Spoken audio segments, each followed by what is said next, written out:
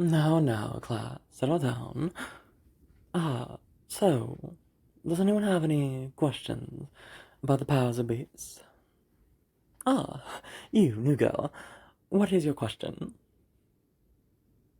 Oh, oh, no worries, dear. I'm just slightly sad at your lacking education.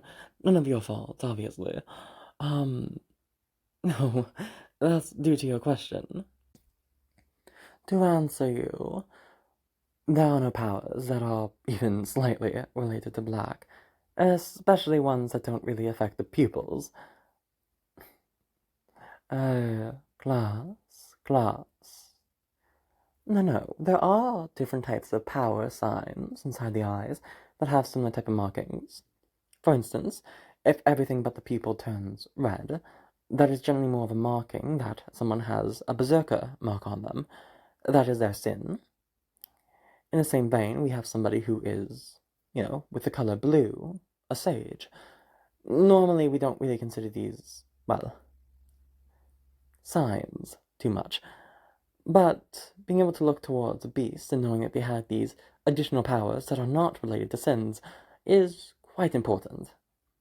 Now, of course, this generally only happens with lower ranking beasts, so you won't need to necessarily even worry too much about whatever powers their main sin is. It will predominantly be either on their berserking abilities, or a sage's large amount of mana that I can freely utilize. So, class, it is in fact possible, and you should look out for such changes inside a beast. Oh. You may ask again a different question. Oh, yes, I'm surprised. You have odd gaps in your knowledge, young one, but yes, that different type of gripe with the gold or around the eye, not necessarily the full pupil, but more just circling the pupil, would be acedia. Does anyone in class know what that sin is? I thought not. It's an old sin. Now, we haven't really seen any beast with an ability like this in 300 years, I believe, in real time. But it is still an ability, though it is exceptionally rare, and generally less powerful than its counterpart. Though I will go into some theoretical examples of how strong this ability could be. It is a subset that we normally now consider sloth. For those of you unaware of the characteristics of sloth, sloth is a sin that more affects someone due to a lack of drive. Putting things off further and further more leads towards this type of sin. As such, reflected in its power that is granted towards a beast, one is able to, one, push off special effects that are more tied towards them, with a great amount of ease, at least comparably towards any other beast or creature. Secondly, they're able to prolong how long some damage is more done over. For instance, say that somebody was able to... What was the... Oh, yes. Most of you play video games of some sort or something or the other.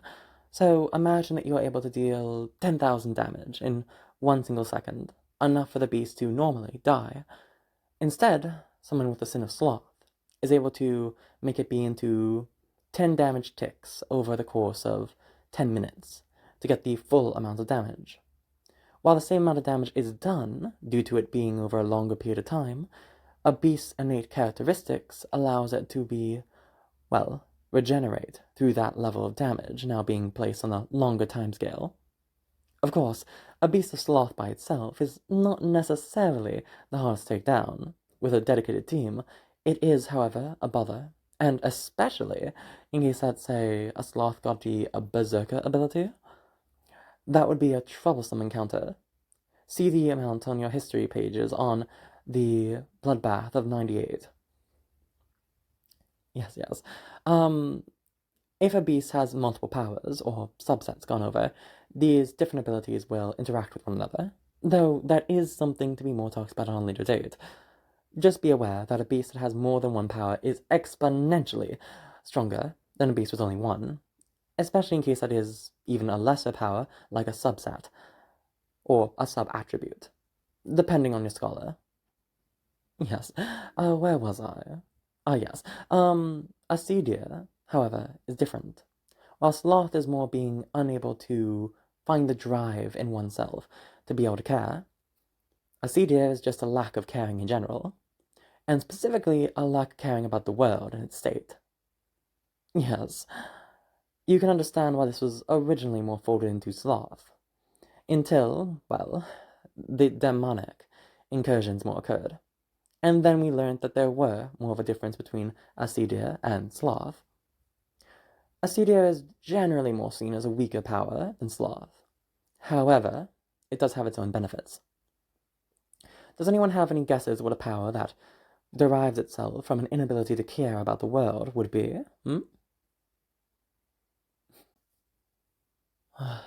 It seems that my class needs more teaching, in case that you cannot figure out something as simple as this. It is the ability to ignore the world. Yes.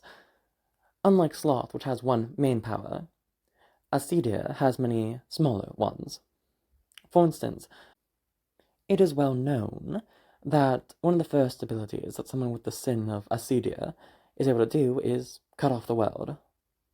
They are able to create little subspaces in localized reality. This is, however, less threatening than one would think. On the grand scale of sins, after all, they're only able to do so on a localized area, since the sin derives itself from being unable to care about the world at large. There is, however, a benefit towards this. It is incredibly defensive. Though, luckily for us, eventually a beast must get out of such a, well, crevice. Does anyone know why? Correct. It's due to the way that beast powers interact differently than heroic powers. While we have to utilize mana to utilize different abilities related towards our virtues, it is for a beast that has so much mana naturally inside its body, more mana stamina. For instead of us being able to channel our power into something and then utilizing it, they instead have the powers biologically tied to them. As such, in case that they want to utilize the power for a long period of time, well, the older the beast gets, the stronger it becomes due to its muscles being able to handle more power going through it. Luckily for us, beasts are normally killed quite soon after they manifest themselves. Is there any other powers that one would think that this ability would have? Oh, yes, new one? You're quite a curious sort. You are correct there, though there are more limitations than one would think on a power like that. Yes, it is entirely possible for ascidias to be able to have contracts with living beings. They have actually caused a few rebellions throughout history. It's one of the reasons why we were forced to acknowledge that there was a difference between sloth and ascidia. After all, it took a while for the physical manifestations of the soul to become more apparent, as more mana filled in the earth. But that is a story more for your history teacher. Now, where was... Yes, luckily, it is known that it only really works on normal humans. Well, supposedly. Oh, apologies for me saying that out loud. It is theoretically possible for a beast of a high enough caliber, perhaps a grand beast, with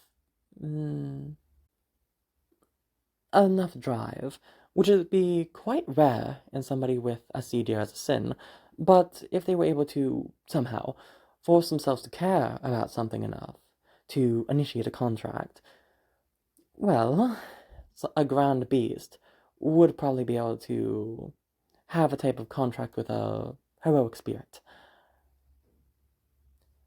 It is known, however, that these type of rejections of the world would also require a second limitation. Yes. One would have to willingly be able to, enter a contract with a beast, knowing full well their nature. As such, it is incredibly unlikely for something like that to ever occur, though if it ever did happen, that bond would be near unbreakable. Does that answer your question, new girl? I am going to be calling you new girl until you know enough about these subjects. It's no fault of your own that you don't know. Don't worry. Oh, you don't know what a grand beast is. Alright. No. I'm pretty sure the class needs a refresher. Don't feel bad. A grand beast is a very strong one, as one may think. Now, I'm pretty sure most of you would be aware of emperors or empresses, correct? They're the strongest that a human being can become underneath their virtues. There is, however, a limitation.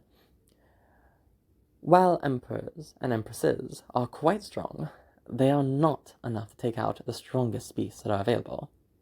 As such, we have a second category, grands.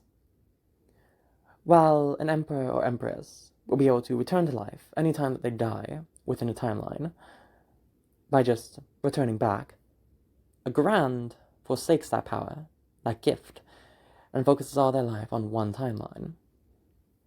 As such, a grand is no longer immortal. While they will be able to return back in time with us, if for whatever reason they die, even as something mundane, well, they will not be able to return. It is one of the main reasons why we lose fighters, even with us having, the grand indictment that happened. Yes, it is one of the reasons why they are called grand indictments. Every major shift that more allowed us to fight back against the demons. It is named in their honor, because they are the ones who make the final sacrifice. And it takes multiple grands to go over and take out the highest tier beast. The best way to describe it is this would normally be a beast that either has multiple powers or one singular purpose. A grand beast will normally have different ways of establishing themselves, and a grand beast is naturally born. Normally we can pick these up pretty fast, but a grand beast is such a unique signature and manner that it is hard to be able to actually pick up that they are a candidate for such a thing.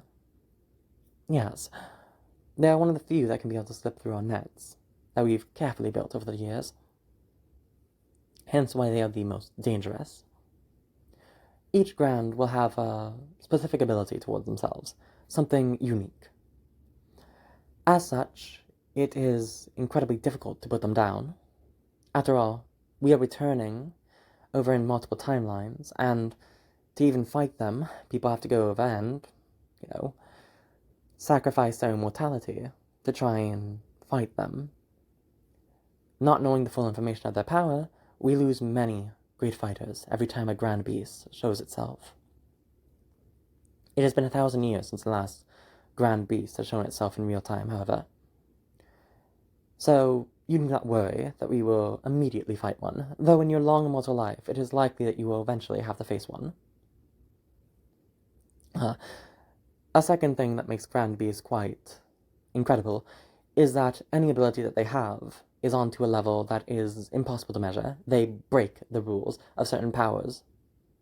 To use more the example of sloth, somebody who has the ability of sloth not only affects themselves, they would also affect the world.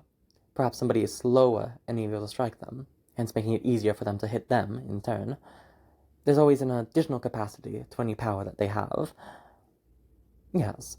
For the one of avarice, it's generally assumed that that would be the ability to contract heroic spirits, such as ourselves. Or, secondly, that perhaps they'd be able to disregard certain things in the world, or at least have an easier time doing so. Yes. Anyway, is there any other sins that someone is interested in learning about? You? Yes? Envy? Well, that's one that's quite well known. There have been many beasts that are born from envy, after all. Or somewhat born from envy. I'm assuming that the new girl does not know the information, so I will be repeating this information one more time. Someone cannot be born into a heroic spirit. One must be gifted the ability by another. However, our mortal foes, the beasts, are born with such abilities, or at the very least are born with the potential to unlock such abilities. Beast candidates are ones which are human, just like me or you. You perhaps will start thinking them as non-human. However, it is always important to know that a beast did start, at least at one point or another, as a human. And, due to whatever circumstances that fate had pushed upon them, they awaken their powers.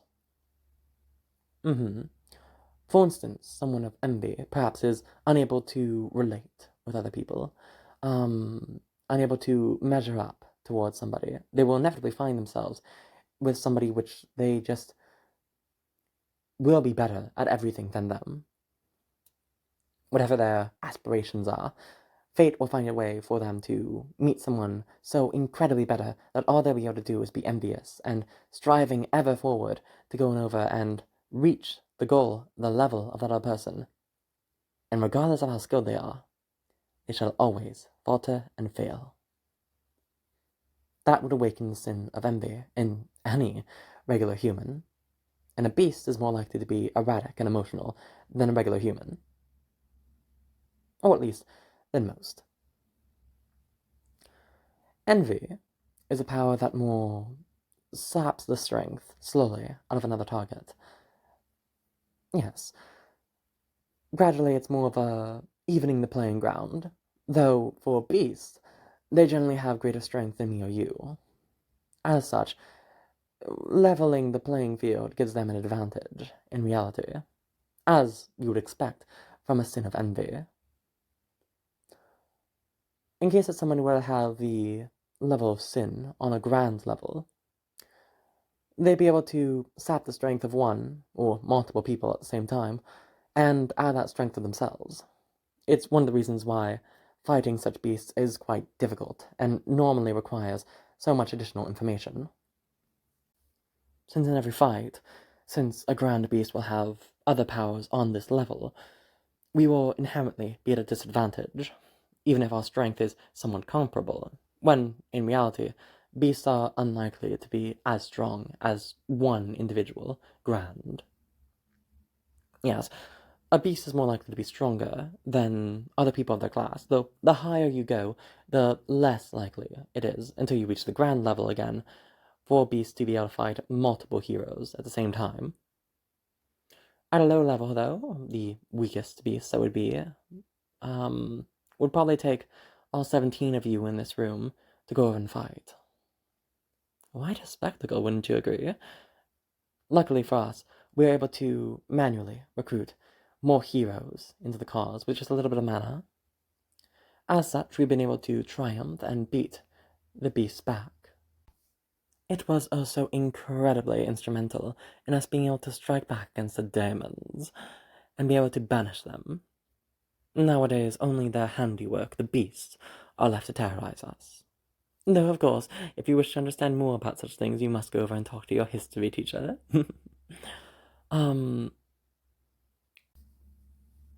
Luckily, we also have a lot of information about beasts in general. Yes, we study beasts quite a bit, ones that we are aware are likely that are beast candidates, and as such, we have quite a good database about what their personalities are likely to be like in case they have certain sins. Yes, you? So, we know who the beasts are in advance, right? Not necessarily everyone, but quite a few, yes.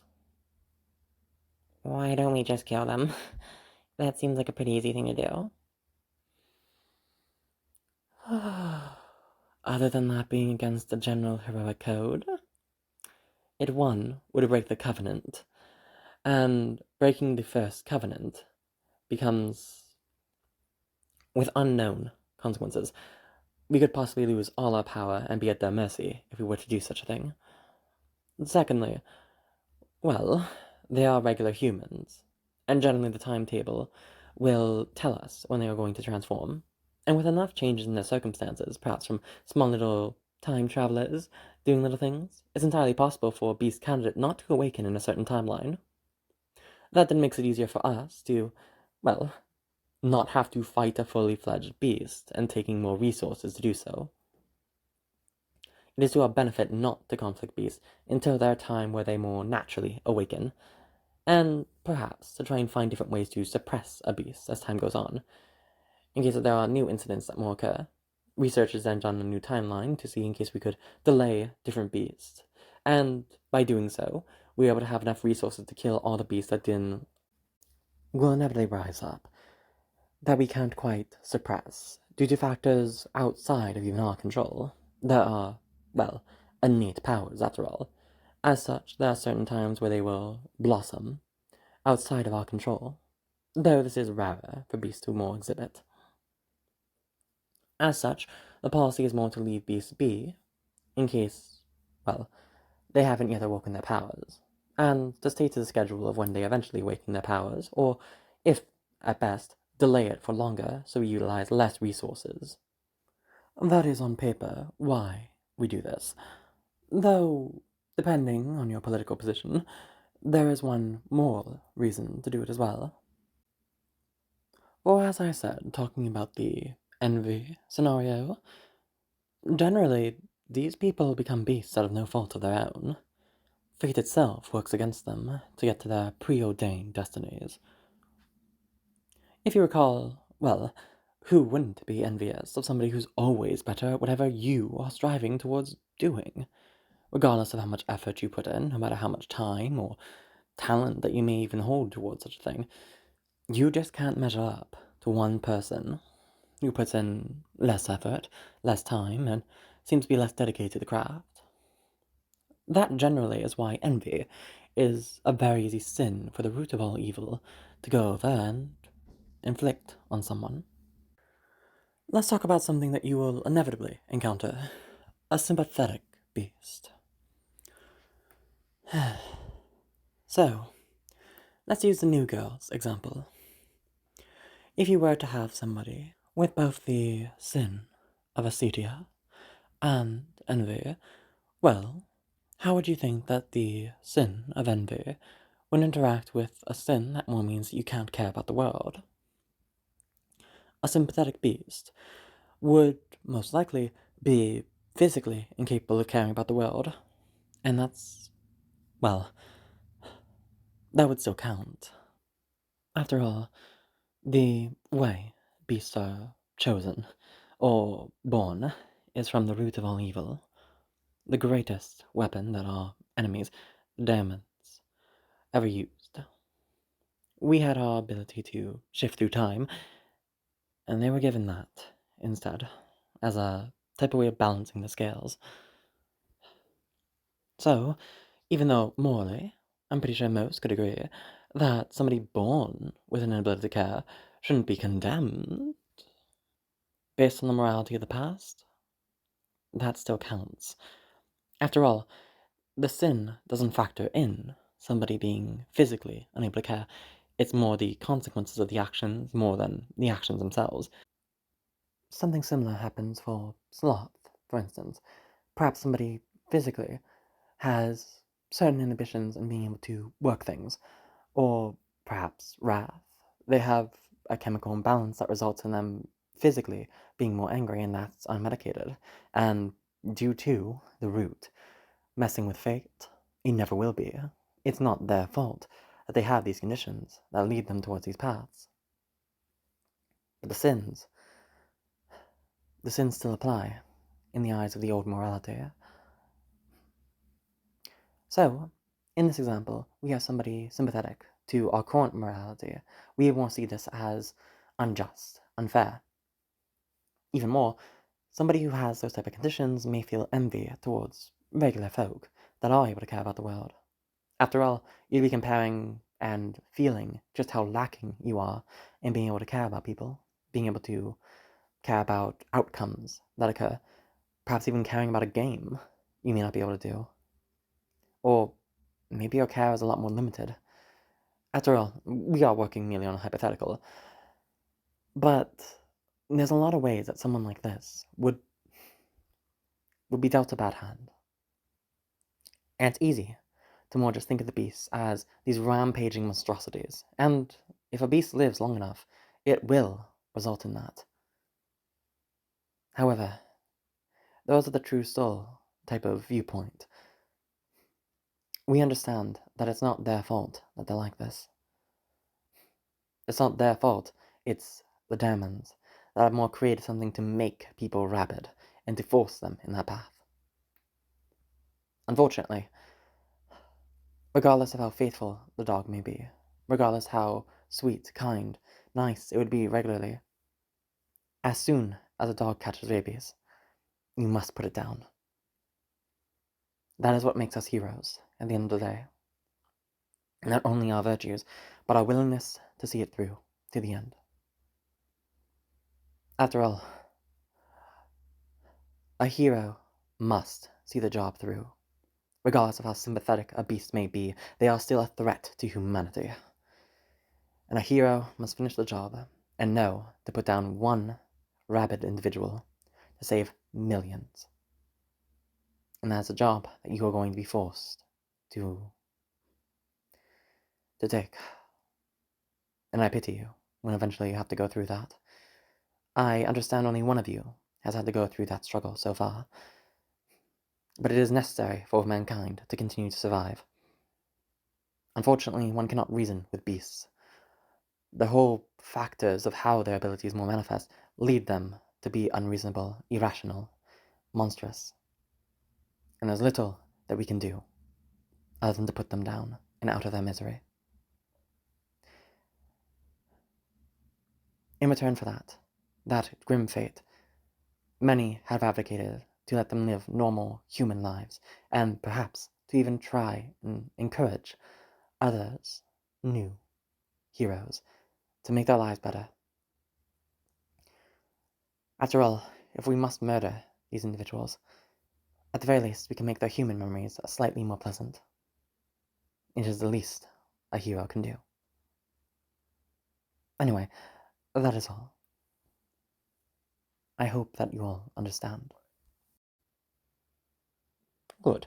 I believe that we have gone over on the basics of class, and I think that it's enough now for you guys to go to your next class. Yes, the history one. Except for you, new girl. May you stay with me for a little bit longer?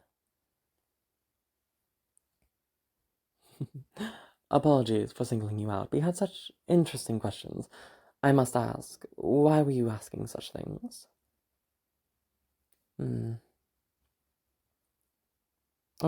Curiosity. I can understand that. It is entirely within the web that there are fake beasts that are then propagated in different events or things of the sort to try and, drum up additional money or resources, but I can assure you there are no beasts that have any eccentrics, such as their eyes turning black. Well, theoretically, it is possible for a new sin or a new archetype to be born, but it's very unlikely. Even a grand beast is exceedingly unlikely to have something like that. They're more likely to have a signature skill or ability added to them. For it to be tied to their soul would be, well, quite a problem. Oh, because something like that would be even less information than normal. We'd be exploring a completely new phenomena. As such, we'd probably be killing hundreds of emperors to even get a clue of what their abilities are like. I hope that whatever fancy game that you are playing does not arrive in reality. Anyway, I also need to hold you aside because there's somebody waiting for you. Yes, at the front desk. Oh yes, apparently it's your girlfriend that wants to come see you. Yes. You are going to have to deal with them for a little while. We can't have any interruptions here, you would know. Don't worry, this is your first day. As such, you can go over and, well, skip it, to go spend time with your beloved. I do understand that you were doing a very stressful task last timeline, correct? Ah, a timeline and a half ago.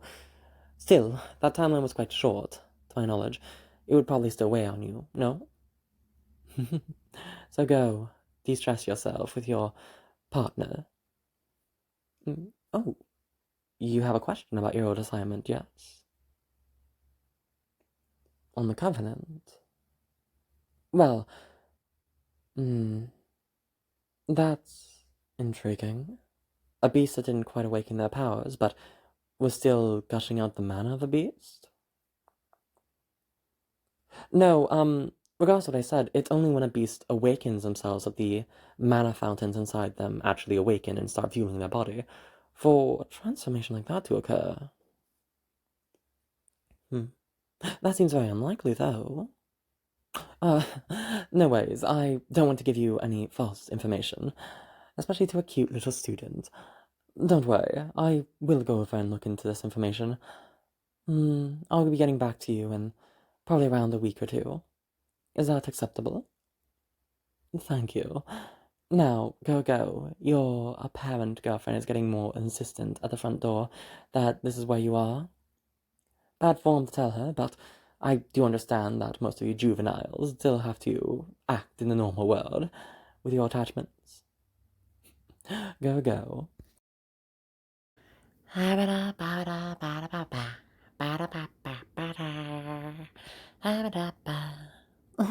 Hey, baby, I'm so happy to see you. What? Why are you scowling at me?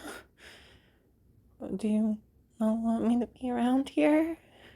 Well, I wanted to see you. Did I do something wrong?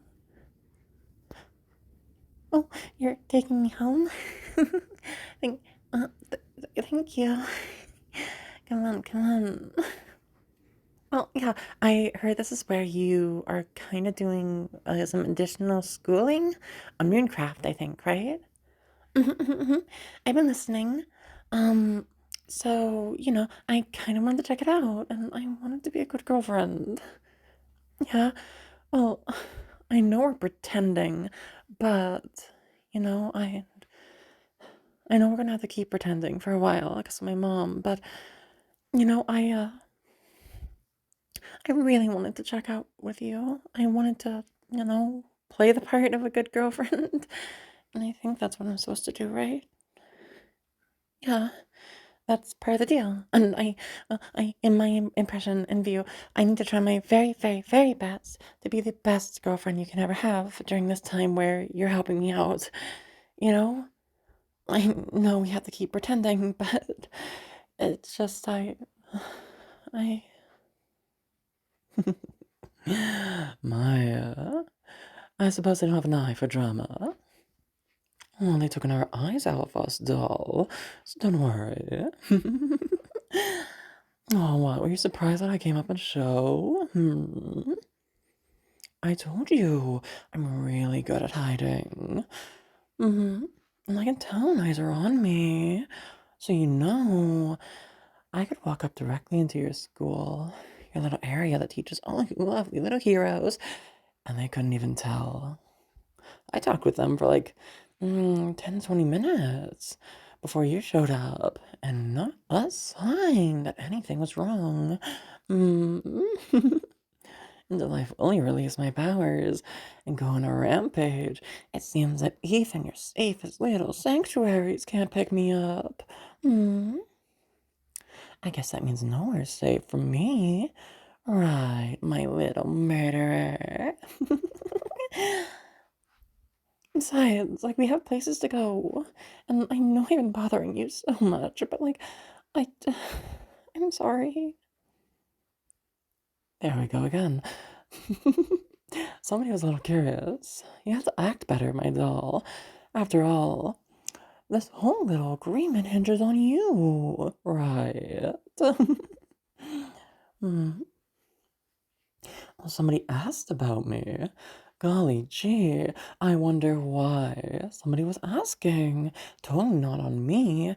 So, my little murderer, What did you let slip? I can taste a lie in the air. What did you actually say? There we go. Your teacher could be a inconvenience. No, don't you worry your pretty little head about it. Until she becomes an obstacle, I'll let her continue her little surge. Besides, in case that I do let her live, I know that you beg so pretty like.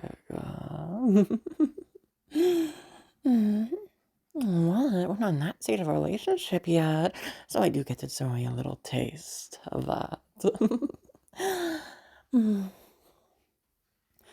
Oh, you have questions for me this time?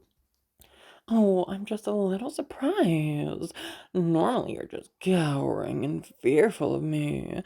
So you actually engaging with me, talking to me. Definitely going to get me a little interest in my little murderer. So, what is it that you want to know? Hmm? I was before. Oh, wouldn't you know that better than me? After all, there's so many deaths that you gave me. Hmm? No, alrighty. It is mostly guesstimates. Well, from my understanding, I was a lot more timid. I was also a lot nicer to people. Oh, I was stupid nice too. Oh, you know the type. Seeing somebody get bullied, standing up for them, getting the shit beat out of me, and then still deciding to do the same thing tomorrow. Hmm. Time and time again. Always trying to prove myself or some shit. At least I think I was. I have a feeling that was my main desire. I don't quite remember what I was trying to prove to myself, though. Hmm. Anyway, anyone who talks about the old me is like, I'm their hero. Ironic, right? Hmm. That in fact reminds me, I do believe I've actually inspired a few similar people to you. Hmm. I will have to act the part in case that you get any of your old friends to come around. Hmm. After all, I'm pretty sure it's pretty obvious that my eyes have changed. Did you finally learn the reason that I'm not killed, by the way? Hmm. Oh, they dress it up in some grand design, don't they? Some great covenant holding them back from genocide. Oh, what else would it be? Killing people merely for existing, time and time again. Ah, keeping them trapped within a little bottle. I wonder if fate truly is so hard to change that it's set in stone. Why do you think they're able to win sometimes?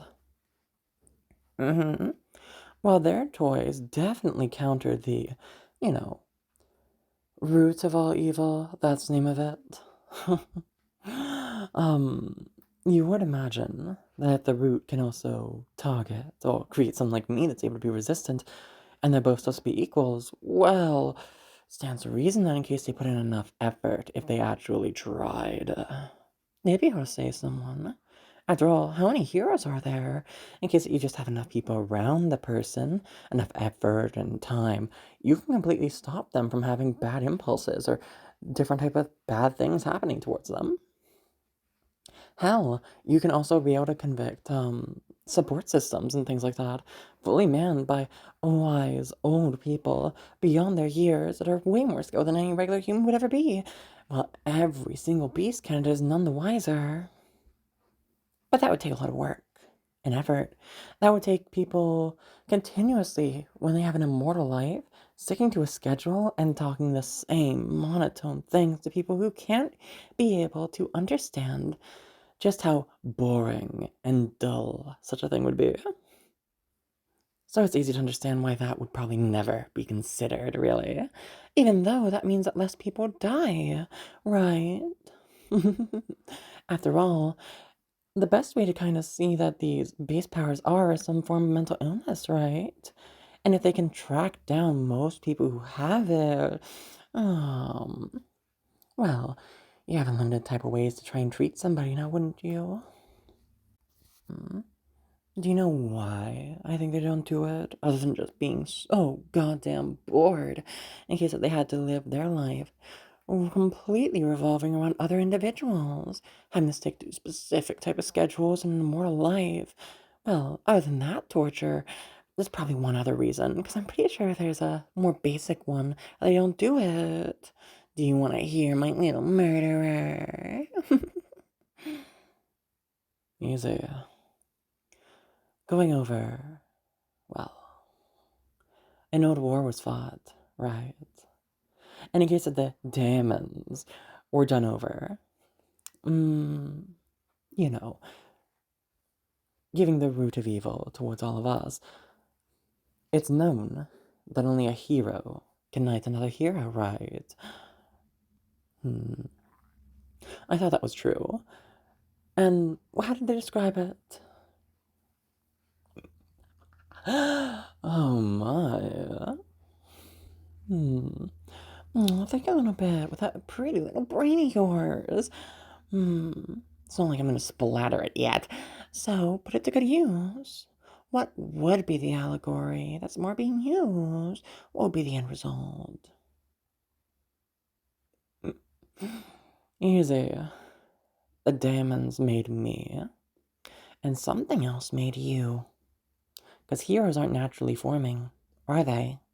Somebody made the first hero exist. And that power then got spread, which kind of informed me that this is some great big proxy war. But you won against the demons.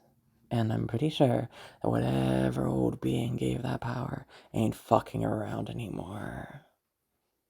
So, then you have beasts fighting against heroes, remnants of a long lost proxy war between two more powerful groups. And of course, perhaps in that stipulation of the powers heroes have, they have to be fighting evil, right? And what greater evil was there than a beast, a walking nuclear warhead that could go over and kill so many people? Right. The threat there would definitely make the contract still work if it had any terms like that, now wouldn't it? Now, of course, I haven't read it. Maybe they're just being dumb. But maybe. People aren't that dumb. I rarely find people that stupid. I think it's a pretty bad habit to assume people are dumb. So, if we had any terms like that, well, wouldn't we then have a proxy war that's beneficial for humanity as a whole if beasts still exist and kill other people? Maybe just a thought. After all, heroes go over and heal the wounded. They're able to heal cancer, remake homes, create large buildings, and create such intricate woundcraft, which, I wonder, would runecrafting not even be available in case we didn't have magic? Perhaps. So all the runic miracles, all the lovely hotels, shields, all the ways that we save ourselves from natural disasters, those would be gone too. And we'd be turned back a few ages, all of a sudden. If there's any terms like that, I can totally understand why somebody would decide that the beasts must die. And stay the villains of a tale. Because, well, for a hero to shine, there must be a villain. And in case that you have a naturally springing source of them, that you can't stop no matter what utopia you build, what a delusion you can create then, right? Of course, I'm just guessing here. Hmm. Other than that, your main thing before I went on my little tangent, you ever said something kind of intelligent, so I am going to actually have to hold up my end of the deal and answer. I was a hero, at least to a few people. Not a hero in the term you are, some fucking heroic spirit, whatever. But I did help a lot of people. I saved people from themselves, too. Mm-hmm. I just took a lot of beatings. but I was still here. Still a kind, sweet, generous person that kept trying to help other people. That surely seems like something that had to be killed, had to be snuffed out. You think I'm lying? Well, golly gee, there would be somebody that maybe you want to meet. But before then, we do have another date. For you see, my lovely little murderer, my mom is coming back. Yeah, I know. But, well, this time I think she's going to not run away as soon as I decide that we don't have enough chairs, and I don't want to put in the effort for that, so I just sit on your lap. I truly didn't expect that she'd run away in the first 5 minutes of us talking, having come up with some level of an excuse. I truly underestimated just how uncomfortable she'd be seeing her perfect Christian daughter being able to love, another woman. uh, this is the first time it came up. Yeah, I was raised Christian. In this timeline, I'm not. But I used to be a little. Nothing too major, though. Just grew up with it. Was forced into it in other ways, too. But that's a story for another time. Well, I answered your question about who I used to be.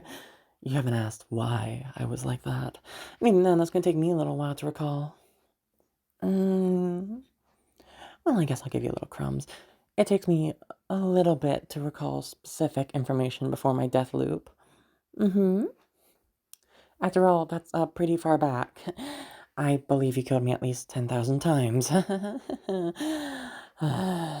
feels like that much at least. Or more. So that's becoming, before that point in time, a little bit harder to remember things, especially since I didn't have my powers back then. Or I did, or didn't, I don't remember. It's hard to be able to tell. At the very least, they were suppressed. Anyway, because of that, we need to go over and meet my mom for an actual talk, where she's going to be subtly trying to find more information. After that, maybe if you're good enough, I'll show you off to one other person that you can try and get more information directly from the source of who I used to be. A holy little reward for saving a maiden.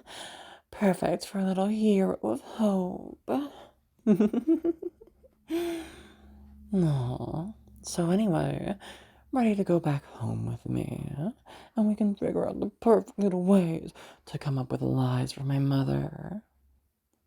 Good girl. Anyway, we're almost home from me now.